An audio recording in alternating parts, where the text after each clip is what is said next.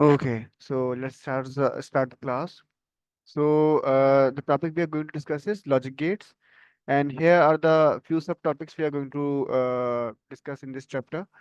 So basically, what is a logic gate? Is the smallest entity considered in the digital circuit, gives the binary output for the binary inputs. ये हम class में भी discuss कर चुके थे कि ये होता क्या है. बेसिकली बहुत छोटी सी entity, basic building block of the logic circuit है, and it takes binary inputs and give the binary output, meanwhile processing them.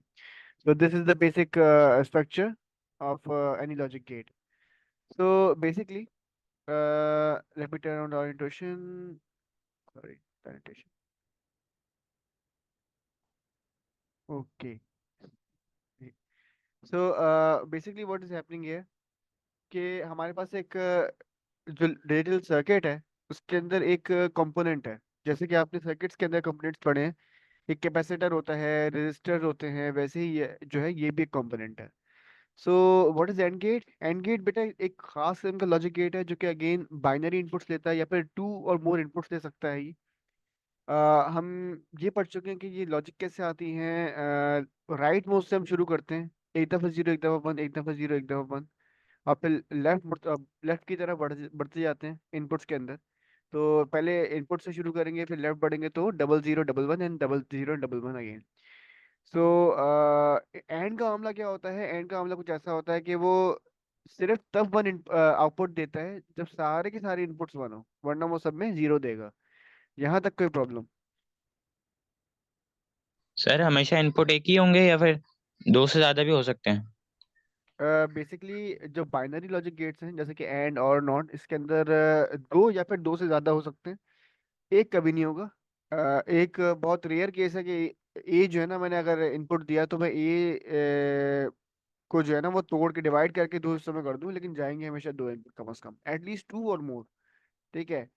तो ये बाइनरी लॉजिक गेट्स का वो होता है. जबकि यूनरी जो होते हैं ना, यूनरी जैसे कि नॉट है, तो नॉट में ये है कि हम लोग जो है वो सिर्फ एक ही इनपुट दे सकते हैं और एक ही आउटपुट मिलता है हमको, जैसे कि आपको यहाँ पर इसकी डायग्राम भी दिख रही है और ट्रुथ टेबल में भी ये मेंशन हुआ हुआ है. क्लियर? सर जब हमारे दो से ज्यादा इनपुट होंगे तो डायग्राम में क्या चेंज आएगा फिर? दो से ज्यादा इनपुट होंगे तो बेटा ए बी और नीचे सी भी आ रहा होता है, फिर डी भी आ रहा होता है. तो there are multiple wires. Sir मगर ये आउटपुट सिर्फ एक ही होगा? आउटपुट एक ही होगा. ठीक है. ठीक है सर। ओके, आगे बढ़ते हैं. अच्छा, और गेट पे आ जाते हैं. और गेट कब वन देता है आउटपुट और कब जीरो देता है? और गेट सिर्फ तब जीरो देगा जब सारे जीरो होंगे, वरना जो है वो वन ही आउटपुट देगा, जैसे कि आपका ट्रुथ टेबल शो कर रहा है. किससे रिप्रेजेंट किया जाता है? प्लस साइन से. और यहाँ पर एंड किससे रिप्रेजेंट किया जाता है? या तो एब्सेंस ऑफ ऑपरेटर यानी कि कुछ भी नहीं लगा हुआ हो, या फिर डॉट साइन से. यहाँ अगर हम देखें तो यहाँ पर हमें दिख रहा है कि भाई और गेट के अंदर इस तरह का सिंबल है इसका, जबकि एंड गेट में पीछे से बिल्कुल फ्लैट था. अच्छा, एक और बात ये है कि मतलब ये प्लस साइन से रिप्रेजेंट किया जा रहा है और ये बूलियन एडिशन कहलाता है.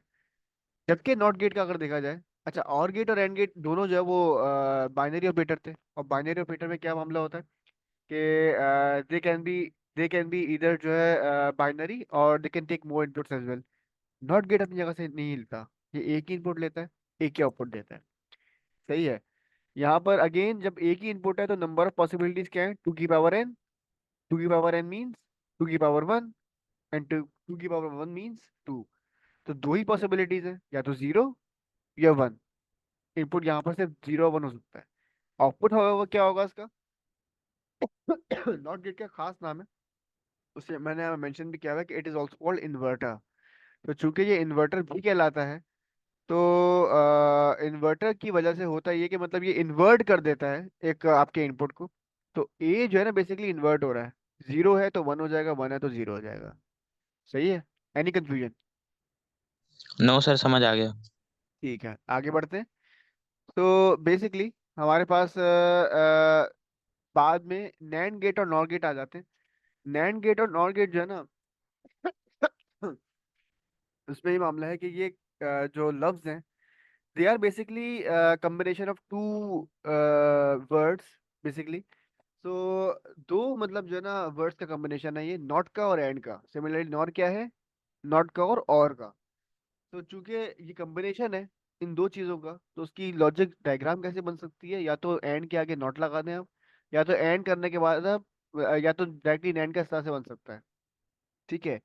तो किस तरह से कि मतलब नॉट का सिर्फ बबल आगे लगाया हुआ हो, तब भी ये जो है डायग्राम सेम ही है, एक ही बात है दोनों की।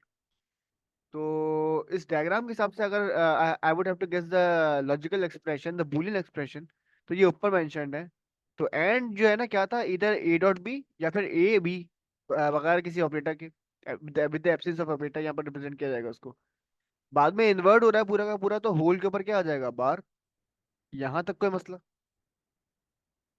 समझ आ गया सर। ठीक है। अब अगर हम इसका लॉजिक गेट देखें तो इसका अगर ट्रुथ टेबल देखें, तो ट्रुथ टेबल में क्या हो रहा है कि ट्रुथ टेबल में एंड कब वन था, जब सारे वन थे। एंड कब वन होगा, जब जब एक भी वन, इस पे मतलब अगर मैं इनपुट को डिस्कस करूं कि जब सारे वन होंगे तभी वन आएगा, ये एंड था। एंड में क्या होगा, जब सारे वन होंगे तभी जीरो आएगा।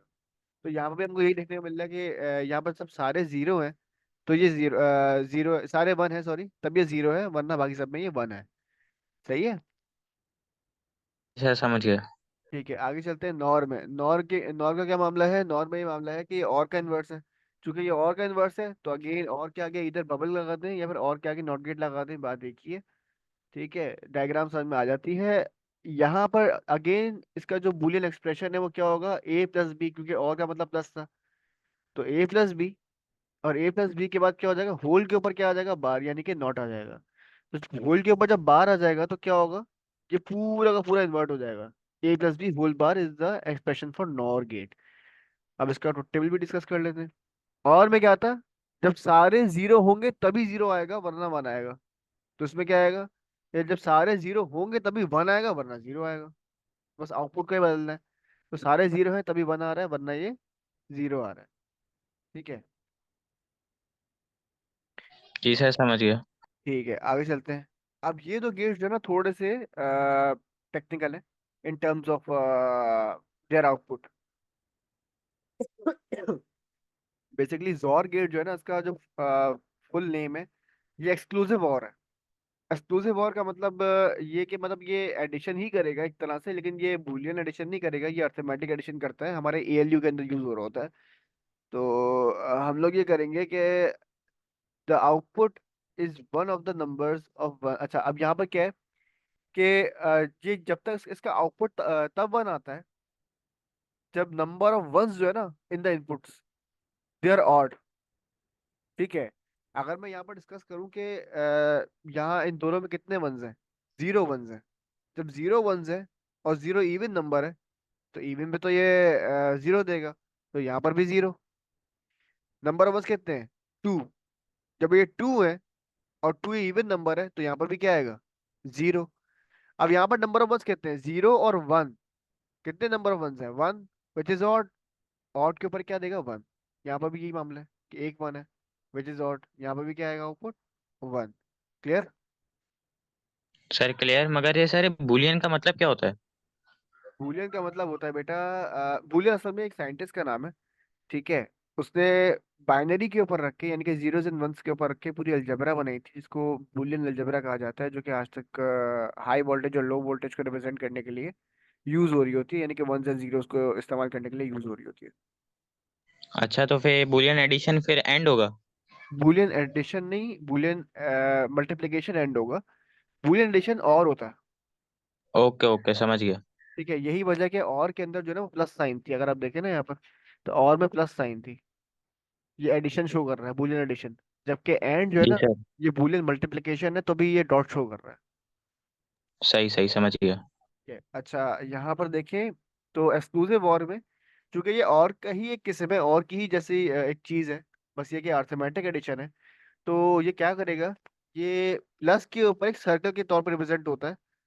तो ये थोड़ा सा इस तरह से किसे कहते हैं, डिफरेंशिएट करते हैं हम इसको नॉर्मल और गेट से, तो एक्सक्लूसिव और कहलाता है। अच्छा, डायग्राम भी और से बहुत ज्यादा मिलती जुलती है। बस एक एक्स्ट्रा मामला क्या है इसके अंदर, एक एक्स्ट्रा चीज ये कि एक और कॉन्केव सर्किल हम लोग जो है ना ए और बी से यहाँ पर ना, यानी कि गेट से पहले ऐड कर देंगे, और गेट से पहले, तब ये जोर की डायग्राम बन जाएगी। और की अगर हम देखें तो और की नॉर्मली ऐसी थी। ठीक है। और अगर हम जोर की देखें तो जोर की बिल्कुल सेम है, बस एक और कॉनकेव सरफेस यानी कि कर्व सरफेस हमने पीछे की तरफ ऐड कर दी। सही है। सर मैं समझ गया सर। ठीक है। अच्छा, अब यहाँ पर जो है वो देखा जाए तो यहाँ पर अगर देखें, इसका एक आसान तरीका क्या है, इन दोनों को प्लस करो, आउटपुट इवन, जीरो आउटपुट और वन, इसका एक आसान तरीका ये रहा। ठीक है, अब यहाँ पर आ जाते हैं एक्स नॉर में। एक्स नॉर अगेन, जैसे और नॉर का फर्क था वैसे जोर और एक्स नॉर का फर्क होगा। इसको एक्सक्लूसिव नॉर भी कहा जाता है। तो the output is one if the number of ones in the input is even. ठीक है, यहाँ पर अगर नंबर ऑफ वंस जो है ना इनपुट के अंदर अगर इवन होंगे तो आउटपुट वन आएगा। आसान लफ्जों में ए और बी को प्लस कर दो, प्लस करने के बाद अगर ये इवन आउटपुट आए तो वन, ऑड आए तो जीरो, यानी कि जोर का पूरा उल्टा। जहां पर जोर जीरो है वहां पर ये वन है, जहां पर ये वन है वहां पर वो जीरो आता हुआ दिखेगा। ठीक है। अगेन डायग्राम किस तरह से होगा, डायग्राम इसकी इस तरह से होगी कि मतलब यही गेट बनेगा जो कि इन्वर्ट हो रहा है एट द एंड, तो या तो नॉट गेट लग जाएगा या तो बबल लग जाएगा। बोर्ड के अंदर मैं ये रिकमेंड करता हूँ कि आप एक्स नॉर को, नॉर को और रैंड को बबल वाली डायग्राम से शो करें, नॉट गेट लगा के शो मत करें। ठीक है, क्योंकि ये जो है ना मतलब again examiner to examiner depend करता है कि वो मार्क्स दे या ना दे। तो it's better to stay on the safe side. Okay sir. अब आ जाते हैं। अब types of logic gates based on the number of inputs. दो तरह के होते हैं भाई, एक यूनरी होते हैं, एक बाइनरी होते हैं, ये मैं बता चुका हूँ। यूनरी सिर्फ एक नॉट है, बाकी सारे के सारे जो है ना वो बाइनरी है, यानी कि टू या टू से ज्यादा। ठीक है, अब आगे आ जाते हैं तो यहाँ पर लिखा हुआ है types of logic gate based on the functionality. ये मैंने क्लास में पढ़ाया नहीं है, लेकिन यहाँ पर वीडियो में अपलोड करने वाला हूँ जीसीआर के ऊपर, चूंकि रिकॉर्डिंग चल रही है। तो इसके अंदर क्या है, यहाँ पर बेसिकली ये जो चीज़ है ना, बूलियन लॉजिक गेट्स, इसके अंदर जो है वो बेसिकली यहाँ पर तो दो मेंशन्ड है। ठीक है, बेसिक और यूनिवर्सल। एक और टाइप होती है जो कि अर्थमेटिक होती है, वो मैंने यहाँ पे मेंशन नहीं की है, वो एक साल पहले की बनी है जो कि अपडेट होनी है। तो बेसिकली बेसिक कौन कौन से, एंड और नॉट, जो आपने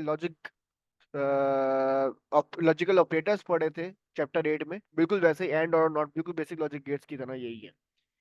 ठीक है, लेकिन जबकि अच्छा, इनकी एक और बात है कि they are made using the simple electronic devices like transistors. तो ट्रांजिस्टर्स जो है ना, आपने नाइन क्लास में पढ़ा होगा कि ट्रांजिस्टर्स के जरिए जो है ना वो पूरी जनरेशन 2 बनी थी कंप्यूटर्स की। तो ट्रांजिस्टर का यूज करते हुए ये बेसिकली ये चीज बन रही होती है, यानी कि एंड और नॉट बन रहा होता है। जबकि अगर इसकी बात की जाए तो ये दूसरे बेसिक गेट्स को बना बना के मिलते हैं, जैसे कि नॉट और एंड को बना दो तो नैंड बनेगा, नॉट और को मिला दो तो नॉर बनेगा। तो ये जो है ना यूनिवर्सल लॉजिक गेट्स हैं, और यूनिवर्सल नाम इनका इसलिए रखा गया क्योंकि इन यूनिवर्सल लॉजिक गेट से बाकी सारे के सारे लॉजिक गेट्स बन सकते हैं, इनकी फंक्शनैलिटी अचीव की जा सकती है, ये इसलिए यूनिवर्सल कहलाते हैं। जबकि अर्थमेटिक, अर्थमेटिक एक्स एक्सॉर और एक्सनॉर जो वो अर्थमेटिक कहलाते हैं, रीजन बीइंग के इनके जरिए अर्थमेटिक कैलकुलेशंस हो रही होती है हमारे एएलयू के अंदर। हमारे एएलयू के अंदर जोर और एक्सनॉर का यूज हो रहा होता है। ये इनकी फंक्शनैलिटी के बेस मैंने इनको डिफरेंशिएट किया फिलहाल। सही है यहाँ तो तक तो सर ये नहीं नहीं है, यूनिवर्सल जो लॉजिक गेट है उन्हें यूनिवर्सल क्यों कहा जाता है? क्योंकि जो है नैंड और नॉर के जरिए बाकी सारे के सारे लॉजिक गेट्स बनाए जा सकते हैं। ठीक है, सर अगर मैं समझ नैंड गया। के आगे, अगर मैं नैंड के आगे मजीद एक नैंड लगा दूं ना, तो वो एंड बन जाएगा, फिर से डबल इन्वर्जन हो जाएगी उसकी। ठीक है, अगर मैं नॉर के आगे मजीद एक नॉर लगा दूं तो वो और बन जाएगा। ठीक है, तो इनके जरिए मैं कहता सारे लॉजिक गेट्स बनाए जा सकते हैं। नैंड, एक ही इनपुट लो, उसको दो हिस्सों में तोड़ो, नैंड के अंदर डाल दो या नॉर के अंदर डाल दो तो वो नॉट बन जाएगा। ठीक है, तो इससे बाकी सारे लॉजिक गेट्स बनाए जा सकते हैं इस तरह से। समझ गया समझ गया। ठीक है।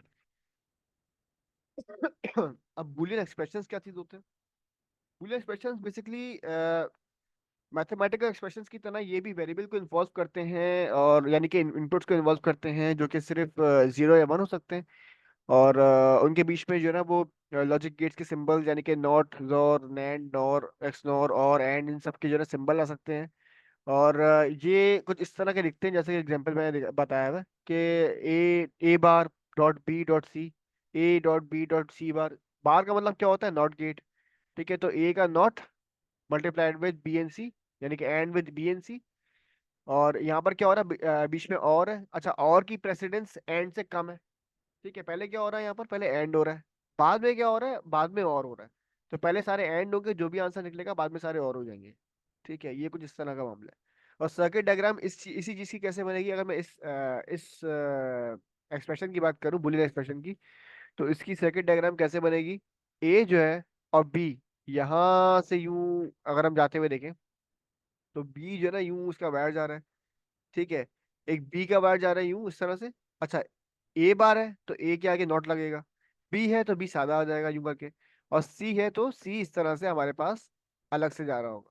तो तीन इनपुट्स आ गए एंड के अंदर, एंड गेट इस तरह का आ गया। ये तुम्हारा पहला वाला सवाल कि इसमें अगर मजीद इनपुट्स हो तो दो के अलावा तो कैसी डायग्राम बनेगी। तो बेटा ये पहले वाले एंड की तरह है, ये बात क्लियर हो गई। जी जी सर, क्लियर है। नीचे वाला क्या है, ए बी और सी बार, तो ए तो यहाँ से जॉइंट मार के हम लोग नीचे लेके आ जाएंगे, बी ये रहा, सी बार है तो नॉट लगा के हम लोग लेके आएंगे। ठीक है, तो सी के आगे नॉट लगा, नॉट के आगे फिर हमने इस पे इनपुट दे दिया। अब ये दोनों जो है ना, ये चीज पूरी एक्सप्रेशन और ये पूरा एक्सप्रेशन, ये दोनों आपस में क्या हो रहे हैं, और तो ये दोनों इवेल्युएट होके एंड से निकलेंगे और एंड में और हो जाएंगे। यहाँ तक कोई मसला। समझ गया सर, समझ गया। बस इसी तरीके से हम लोग जो है ना लॉजिक डायग्राम बनाते हैं एक्सप्रेशन को देख के। ठीक है। अच्छा, अब हमारे पास सर्किट डायग्राम कुछ ऐसी आ जाती है मिसाल के तौर पे। तो अब मैं कुछ सवाल दे रहा हूँ। ठीक है, ये इस तरह के सवाल आते हैं, ये प्रैक्टिस क्वेश्चंस है। PQRS, इसमें क्या है कि आपको जो है ना वो इन सब के आउटपुट्स निकालने, मतलब इस सबकी डायग्राम बनानी है यूजिंग दीज एक्सप्रेशंस। तो सर नॉट की प्रेसिडेंस क्या होगी? नॉट की प्रेसिडेंस बेटा डिपेंड करता है, अगर ये होल बार है ना, जैसे B+A होल बार है, इसमें अगर देखा जाए तो होल बार तो सबसे एंड में एवेल्युएट होता है, पहले B+A करेंगे बाद में एंड में होल बार करेंगे। लेकिन अगर ये होल बार नहीं है और ये एक के ऊपर आया हुआ है, तो पहले सबसे पहले इस एक को करेंगे इन्वर्ट, उसके बाद फिर एंड करेंगे। ठीक है, ओके ओके। आगे बढ़ जाते हैं। आगे के मैप्स का मामला आ जाता है, जो कि मैं फिलहाल डिस्कस नहीं करने वाला। हम लोग ट्रुथ टेबल बनाने वाले हैं पहले तो। ठीक है, ट्रुथ टेबल किस तरह से बनता है, ट्रुथ टेबल है क्या वैसे, ये तो बता दूं मैं कि it is the combination of you can say all the possibilities of inputs and their respective outputs.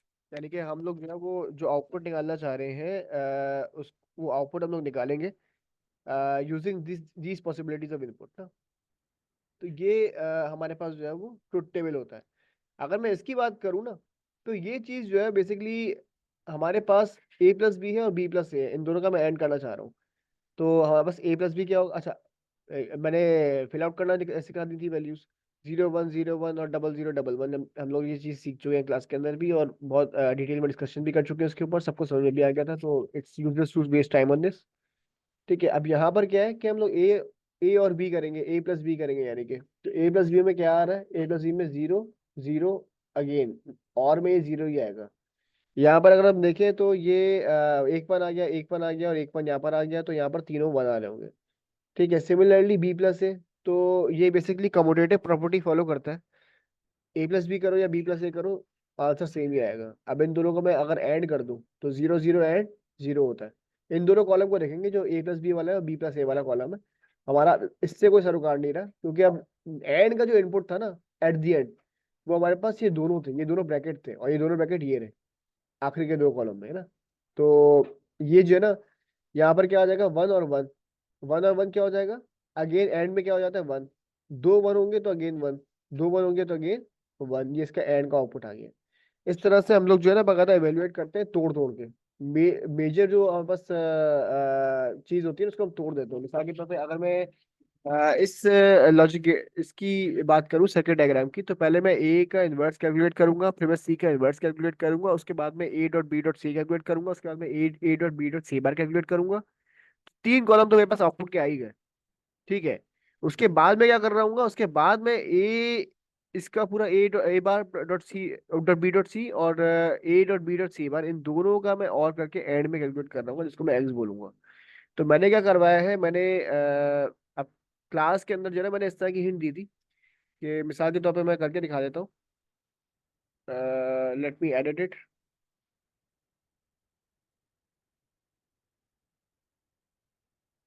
सही है।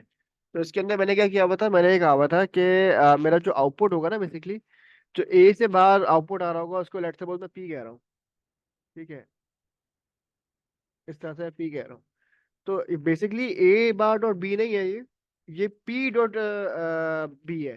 तो पी और बी का जो है ना ये आपस में हो रहा है। पी में कैसे कैलकुलेट करूंगा मैं, ए के बार को पी बोल रहा हूँ। ठीक है, फिर क्या होगा, पी और बी जो एंड हुए इसको मैं क्यू बोल दूंगा, लेट सपोज। ठीक है, तो ये क्यू हो जाएगा। तो क्यू और सी जो होंगे उसके बाद मैं इसको एक्स बोल रहा हूँ। तो बेसिकली मेरे लिए आसानी हो जाती है, मैं इसको तोड़ तोड़ के अगर ट्रुथ टेबल के हिसाब से करूँ। यहाँ तक कोई मसला बेटा? सर ये तोड़ना समझ नहीं आया मुझे। दोबारा बता देता हूँ। यहाँ पर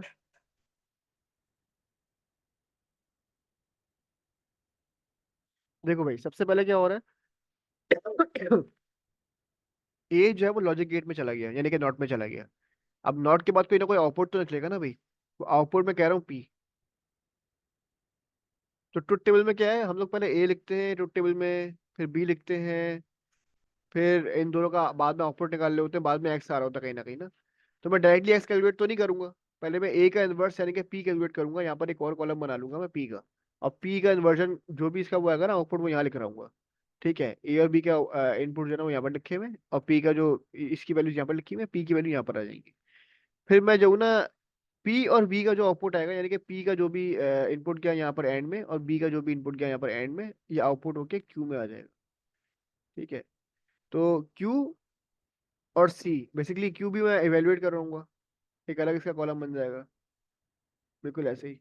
ठीक है, तो क्यू और सी जो है ना मैं इस तरह से पहले तो क्यू कैलकुलेट होगा पी और बी के जरिए, और फिर क्यू और सी बाद में इवेलुएट होके और के जरिए वो एक्स में आ रहा होगा यूं करके।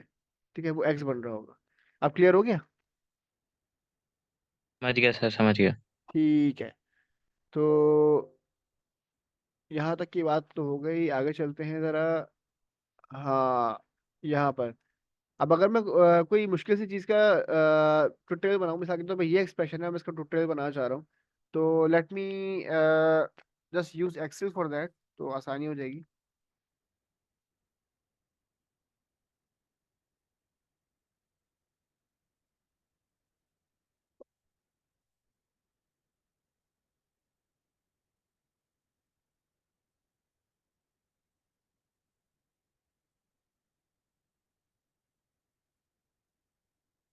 यहाँ आ चुके हैं, बार लगाने में टाइम लगाऊंगा, तो इसलिए मैं एक्सक्लेमेशन अपना अपोस्ट्रोफी यूज कर रहा हूँ। ठीक है,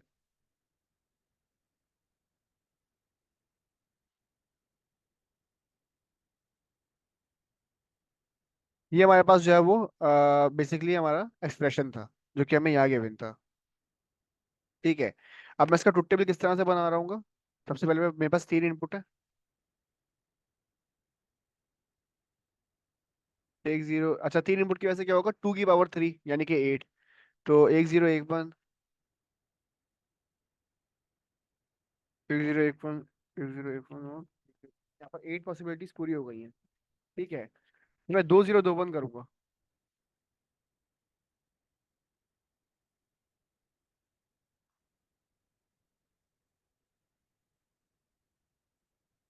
एंड देन सिमिलरली फिर मैं चार जीरो चार वन करूंगा, डबल करते रहेंगे। एक का डबल दो, और दो का डबल चार।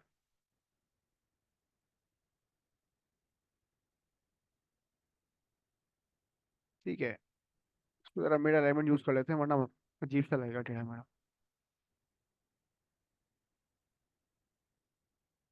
अच्छा, अब यहाँ पर जो है ना मैं क्या कर रहा हूँ, मैं सबसे पहले जो है ना वो अगर इसकी बात कर लूँ। सही है, अब मैं अगर सबसे पहले इसकी बात कर लूँ कि सबसे पहले क्या इवेल्युएट होगा, तो मैंने कहा था कि ए के ऊपर सिंगल अगर बार लगा हुआ तो सबसे पहले ए बार कैलकुलेट होने वाला है। ए बार, मैं इसका एक नाम दे देता हूँ, लेट्स सपोज मैं इसको कह रहा हूँ क्यू। सही है, इस तरह से। तो ए का बार का मतलब क्या है, जहां पर ए जीरो है वहां पर वन कर दें, जहां पर ए वन है वहां पर जीरो कर दें, तो ये ए बार कैलकुलेट हो जाएगा। तो जहां ये जीरो था वहां मैंने वन कर दिया। अगर यहाँ पर देखें तो इस जगह पे यहाँ पर ए जीरो था तो पूरा मैंने वन कर दिया, और जहाँ पर ए वन था नीचे की तरफ वहां पर मैंने पूरा जीरो कर दिया। यहाँ कोई कंफ्यूजन? समझ गया सर, यहाँ तक तो समझ आ गया। ठीक है। अच्छा, मैं इसको पी कह रहा हूँ और पी को मैं कह रहा हूँ कि भाई ये पी जो है ना हमारा सी का बार होगा। तो किस तरह से एवेल्युएट करेंगे? जहां पर सी जीरो है वहां पर ये वन, और जहां पर ये वन है वहां पर ये जीरो। ठीक है, आ गया?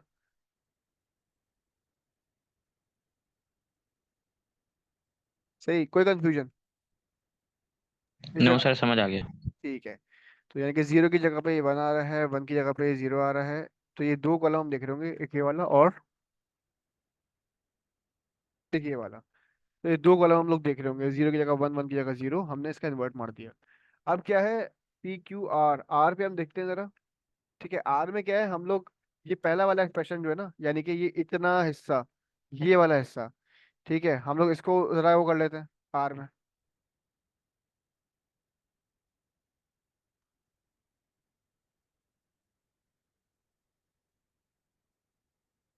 एस के अंदर मैं ये वाला कर रहा हूँ। सर बट पहले तो हमें बीसी करना पड़ेगा ना फिर। ना ना ना, एक साथ कर सकते हैं। अच्छा ठीक है। ठीक है, तीन इनपुट का भी हम एंड ले सकते हैं, कोई ऐसा मसला नहीं है। तो ए बार को मैं क्या कह चुका हूँ, ए बार को मैं क्यू कह चुका हूँ, तो मैं इसी एक्सप्रेशन में क्यू इसको चेंज करके लिख दूंगा इस तरह से। अब ये आसान हो गया काफी हद तक ना, मुझे बार के ऊपर उलझन नहीं पड़ रहा। इसको मैं पी कह चुका हूँ, तो मैं इसको मैं पी कह रहा हूँ यहाँ पर। ठीक है, अब मैं किन तीन कॉलम को देख रहा हूँ? क्यू, बी और सी को, यानी कि इन तीन को।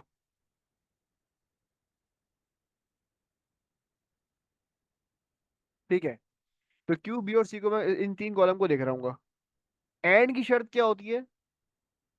सारे वन होने चाहिए, वरना क्या होता है, ये जीरो होता है। कोई एक भी जीरो आएगा तो जीरो होगा। तो अब मैं यहाँ पर फिल आउट करना शुरू करता हूँ। भाई यहाँ पर एंड में ये जीरो आ गया क्योंकि बी जीरो था, ये भी जीरो था।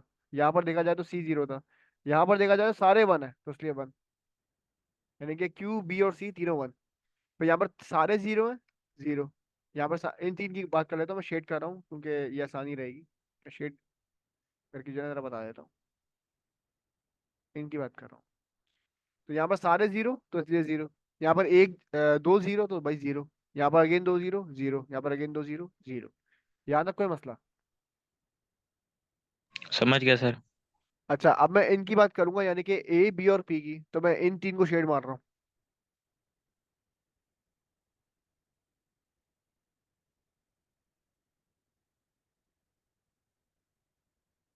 ये ब्लू शेड कर दिया मैंने, ठीक है। तो ब्लू शेड वालों को अब देखेंगे जरा। ठीक है, इन तीनों को जरा एंड करते हैं, ए जीरो, ए जीरो, ठीक है, अगेन ए जीरो, अगेन ए जीरो। यहाँ तो अंदर जीरो आ गया, यहाँ पर बी जीरो, यहाँ पर बी जीरो। ठीक है, अब यहाँ पर जो है ना हमारे पास P B one, A B one, B B one, तो सारे वन है। यहाँ पर जो है ना वो पी जीरो हो रहा है, तो अगेन इसके ऊपर जीरो आ जाएगा, कोई मसला? समझ गया सर। ठीक है, अब यहाँ पर एट दी एंड क्या हो जाएगा? यहाँ पर एट दी एंड हमारे पास जो है वो एक्स की वैल्यू आ जाएगी। ठीक है, एक्स के लिए पूरा एक्सप्रेशन नहीं लिख रहा मैं, ठीक है, वो तुम लिखना जानते हो। तो एक्स का मतलब क्या है, इन दो का जो है ना मुझे क्या करना है, और करना है। तो let us shade them both, मैं ग्रीन शेड कर रहा हूँ इस बार। ठीक है, अब यहाँ पर क्या है, यहाँ पर जो है ना वो और में क्या होता है, अगर कोई एक भी वन है तो वन। तो यहाँ पर तो सारे जीरो, यहाँ पर जीरो, यहाँ पर जीरो, यहाँ पर वन, एक वन आ गया, जीरो, जीरो, यहाँ पर वन, यहाँ पर जीरो। ये हमारे पास फाइनल आउटपुट एक्स की सूरत में आ जाएगा यहाँ से यहाँ तक, कोई मसला? समझ गया सर। तो फिलहाल हमने यहाँ तक ही किया।